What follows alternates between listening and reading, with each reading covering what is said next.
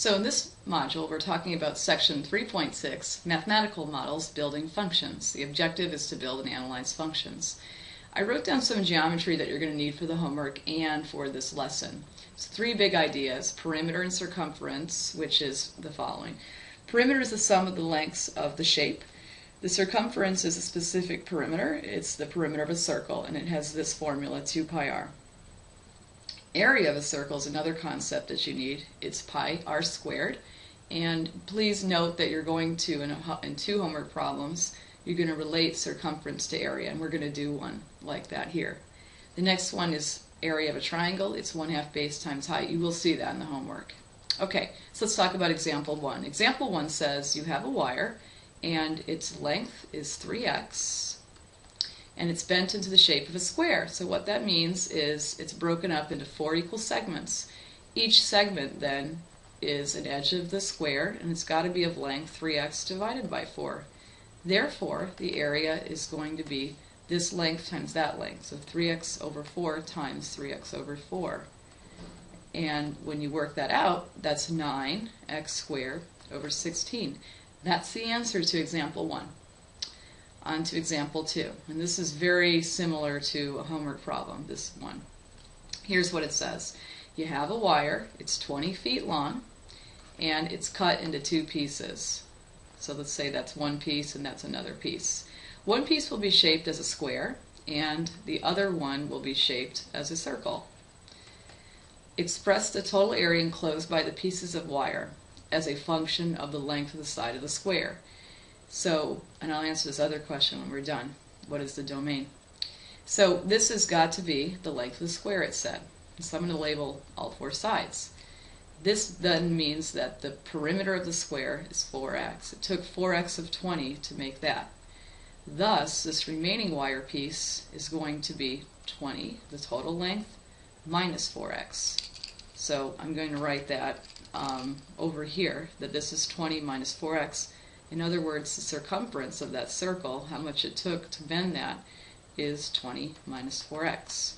Okay, it said to get the total area enclosed by the pieces. Okay, well, the area of the square is x squared. The area of the circle, well, it's pi r squared. Now, in order to do this, I need to know what r is, and I don't know it directly, but I can figure it out using the circumference formula. So let's do this. To get r, we're going to work on this, the radius. I know the circumference. That has a formula in terms of r. It's 2 pi r. And I know that its value in terms of x is 20 minus 4x. So what I'm going to do is I'm going to build the function r. So I'm going to solve for r in terms of x by division. 20 minus 4x divided by 2 pi, which I can reduce, and that's going to be divided by 2 is 10 minus 2x over pi. So that's my radius in terms of x. Therefore, if I go back to this formula for the area of a circle, the area, put this up, the area, which again is pi r squared, is going to equal pi times 10 minus 2x over pi squared, which is equal to pi times 10 minus 2x over pi squared. And I have to square that. So this is equal to, I'll put it down here, pi times 100 minus 40x plus 4x squared over pi squared.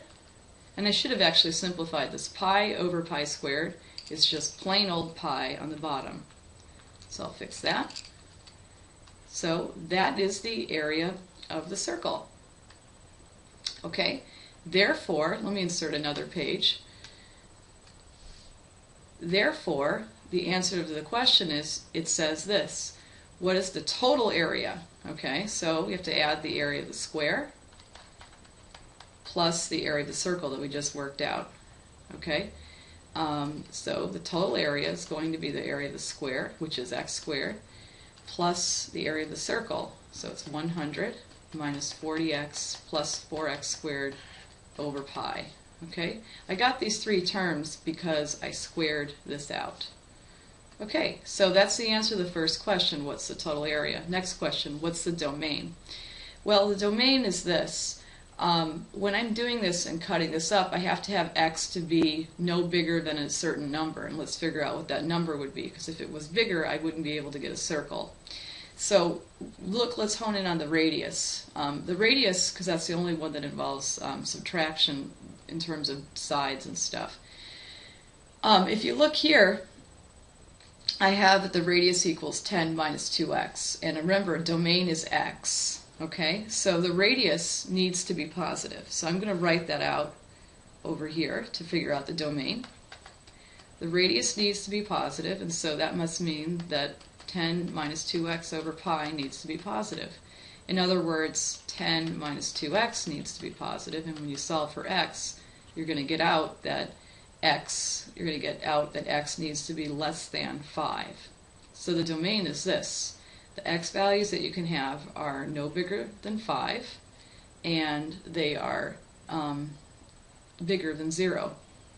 Okay, so that's the answer to that. That's your domain. Okay, on to the last one. Last one says this: a rectangle that is x feet wide is inscribed in a circle, which I already started to draw, that has a radius of 18 feet. Okay, so let's draw this rectangle. Okay, there's a rectangle in there. Okay, so to figure this out, what we're going to do is this. Area, it says to express the area of the rectangle as a function of x. So area is going to be the length of the rectangle, which we're told is x feet wide. So really that width times, we don't know this one. Okay, so it's going to be question mark times x. We got to get question mark. Here's how we're going to do it. We're going to use the fact that we know the diameter. So if that radius is 18, the diameter is 36.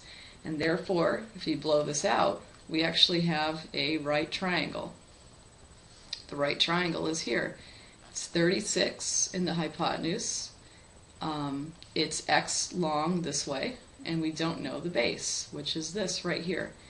So we're going to use Pythagoras. Pythagoras says that if you square the bottom and you square that leg, you're going to get 36 squared, which is 1296.